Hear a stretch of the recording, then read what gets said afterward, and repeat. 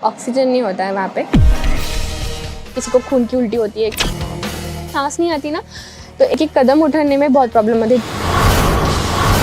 Camp 4 मतलब death zone, उंगलियां काटनी तक पड़ जाती हैं। जब तक चढ़ूंगी नहीं तब तक छोड़ूंगी नहीं।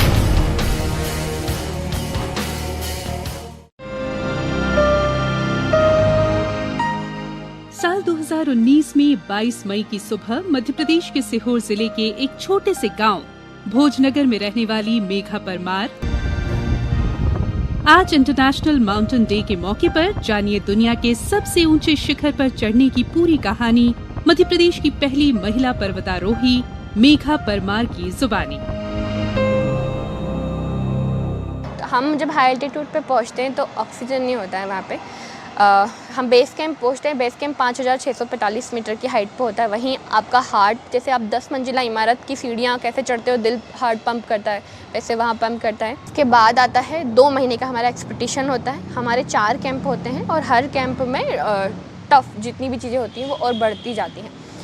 हमारे जो जूते होते हैं वो 2-2 किलो के होते हैं। नीचे क्रैम्पोन लगे होते हैं जो लोहे के दांतनुमा होते हैं, जिससे कि आइस में ग्रिपिंग होती है। हम लोग क्लाइंबिंग जो करते हैं वो हमेशा रात को करते हैं, क्योंकि उस समय स्नो हार्ड तो होती है और दिन के समय एवलांच आने के चांसेस ज़्यादा बढ़ जाते हैं। सबसे टफ होता है कुंभू ग्लेशियर को पार करना। तो मतलब ऐसा नहीं होता कि आप एक ही बार में टॉप ऑफ द वर्ल्ड पे पहुंच जाओगे। आप पहले जाते हो, फिर वापस आते हो, फिर वापस जाते हो, फिर वापस आते हो। ऐसा कंटिन्यू चलता रहता है। तो बेस कैंप से हम लोग रात को निकलते हैं कैंप 1, करीबन 9 घंटे अपनी अपनी स्पीड के ऊपर। वहाँ एक ही काम करता है, पैर भी बहुत थकता है, पानी पीने को प्रॉपर नहीं मिल पाता है और अंदर से हर समय शरीर टूटता रहता है, क्योंकि सांस नहीं आती ना, तो एक एक कदम उठाने में बहुत प्रॉब्लम होती है। जुमार चलाना पड़ता है और आइस का पूरा होता है। कई बार जब लेडर पार करते हैं वो ऐसे हिल रहा होता है ना, तब पैर कांपते हैं, पर उस समय हिम्मत बढ़ानी पड़ती है कि हो जाएगा हो जाएगा हो जाएगा। निकलते हैं, फिर कैंप 1 पहुँचते हैं। कैंप 1 में हम लोग टेंट वेंट लगाने के बाद बर्फ़ खोदते हैं, उसी को पिघला के पानी पीते हैं और सूप वगैरह पीते हैं। पहली बार एक्मेटाइजेशन के जाते हैं इतनी तेज़ हेडेक होता है, क्योंकि शरीर को आदत नहीं होती। कहीं हमारे साथी आसपास के लोगों के टेंटों में किसी को खून की उल्टी होती है, नॉर्मल उल्टियाँ होती है, वॉमिटिंग्स होती रहती है, बहुत तेज हेडेक होता है। दिमाग के पास ऑक्सीजन नहीं पहुँचती तो विचार आना भी बंद हो जाता है, नींद नहीं आती है, 1 घंटा भी नहीं सो पाते हो। इतना तेज़ सिर दर्द कि ज़िंदगी में कभी आपको यहाँ तो वो सिर दर्द महसूस ही नहीं होता है। फिर कुछ दिन के गैप के बाद कैंप 1 जाते हैं, फिर कैंप 2 जाते हैं 6500 मीटर की हाइट पे।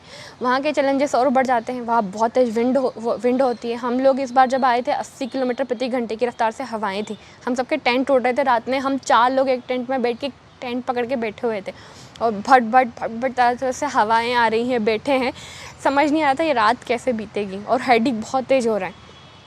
उसके बाद होता है कैंप 3। कैंप 3 मतलब 70 डिग्री का ग्रेडियंट, जहाँ आपको वॉशरूम भी जाना होता है तो आपको कैराबिनर अटैच करके जाना पड़ता है और सीधे लेट भी प्रॉपर नहीं जा पाते। उसके बाद होता है कैंप 4। कैंप 3 के बाद 7900 के बाद आपको ऑक्सीजन लगाना, सप्लीमेंट ऑक्सीजन लेना स्टार्ट कर देते हैं, क्योंकि उसके बाद बिल्कुल भी सांस नहीं होती है।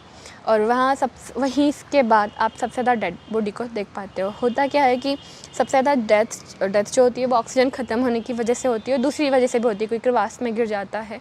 कैंप 3 के बाद कई बार जो पुरानी डेड बॉडीज़ ग्लेशियर से निकलती हैं तो आपको उनके बगल से क्रॉस करना पड़ता है, और कई बार ऐसा होता है कि वो रास्ता एक ही है तो उनके हाथ ऐसे बंधे हुए होते हैं, तो कई बार उनके ऊपर से क्रॉस करना पड़ता है। कैंप 4 मतलब डेथ जोन, जिसे डेड बॉडीज़ का हब समझ सकते हैं आप।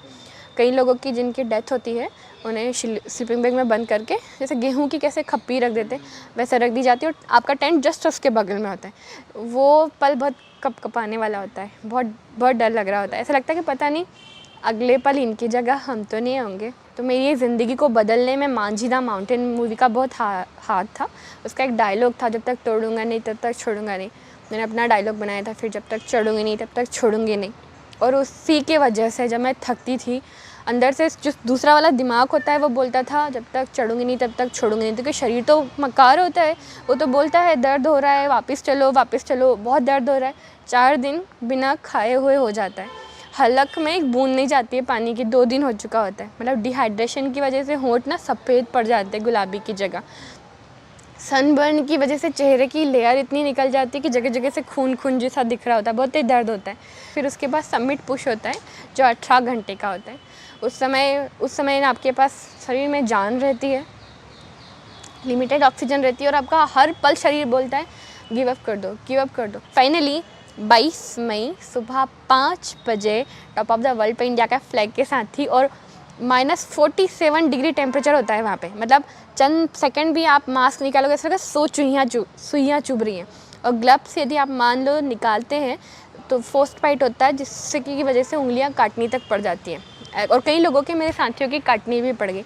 तो वो टाइमिंग में जब इंडिया का फ्लैग ऐसे निकालते हो आप, वो फीलिंग्स सबसे अलग होती है, सबसे अलग। मतलब मेरे को भी शरीर में दर्द हो रहा था, मैं भी बीच में लाइन जो थी उसमें आने के बाद ऐसा मन कर रहा था रिटर्न आ जाऊँ, पर एक ही लाइन थी जो मुझे वहाँ तक पहुँचाई थी कि जब तक चढ़ूँगी नहीं तब तक छोड़ूंगी नहीं।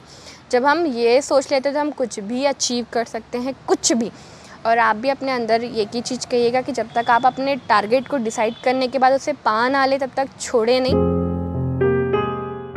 माउंट एवरेस्ट दुनिया की सबसे ऊंची पर्वत चोटी है।